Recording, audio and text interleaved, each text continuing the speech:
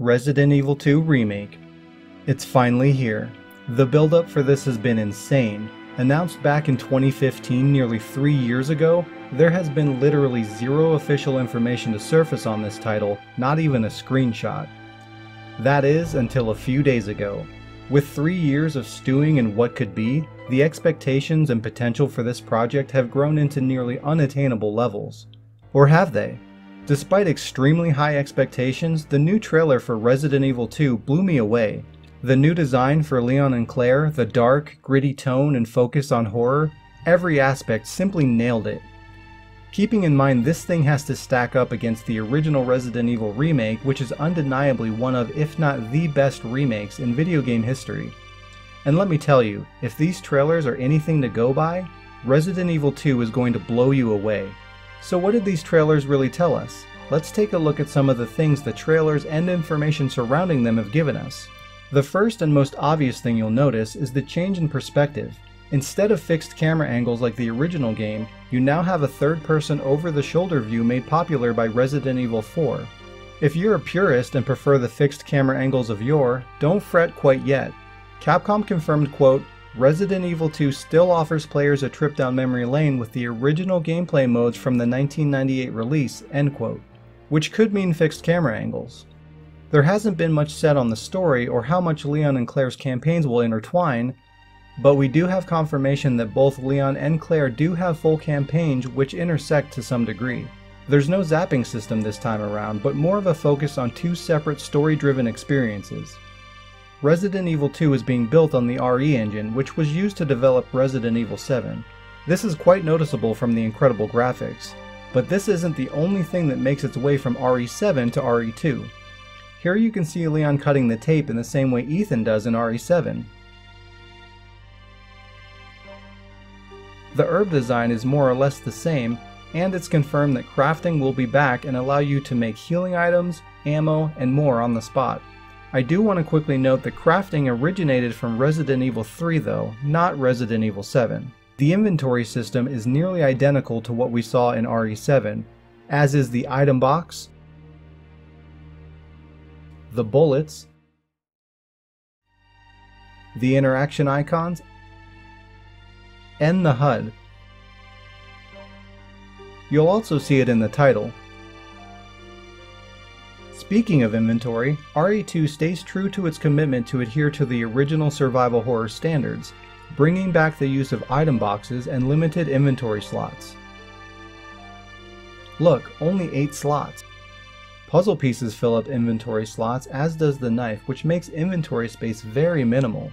It's also been confirmed that ammo will be very limited. There will be a lot of zombies roaming the corridors and not enough ammo to take them all out. The zombies also have high damage output, which will kill you in 2 to 3 hits.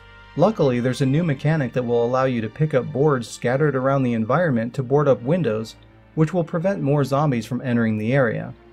This will be a true survival horror experience. This dark, gritty take on RE2 seems to have a high reliance on the flashlight, requiring you to walk with it in hand to illuminate the darkness, which adds even more tension. Which brings up an interesting Easter egg for the hardcore RE fan. The use of the flashlight in this way was originally seen in the scrapped version of Resident Evil 4 dubbed the hallucination build. As you can see, Leon handles the flashlight in the exact same way. He also aims and fires his weapon like this. It's the same mechanic. I always thought this was a cool feature, so it's nice to see it make a reappearance. Another reappearing mechanic is defensive weapons. This was a feature introduced in the original remake and allows you to find and use defensive weapons. When an enemy attacks, you can use weapons such as a knife to immediately counter, preventing damage to you. This also creates some space, which gives you the opportunity to escape. It's a little different here, as you simply use your combat knife as the defensive weapon. When you use it, it stays stuck in the enemy, so you can only do it once before having to recover it again, and you can no longer use your knife while it's in the enemy. RE2 also uses its original setting but expands and tweaks it, adding changes to pre-existing areas to make it fresh and adding entirely new areas as well. Imagine you're still in the RPD, but there's doors you can go in that were previously boarded up in the original. Or take the main hall as an example.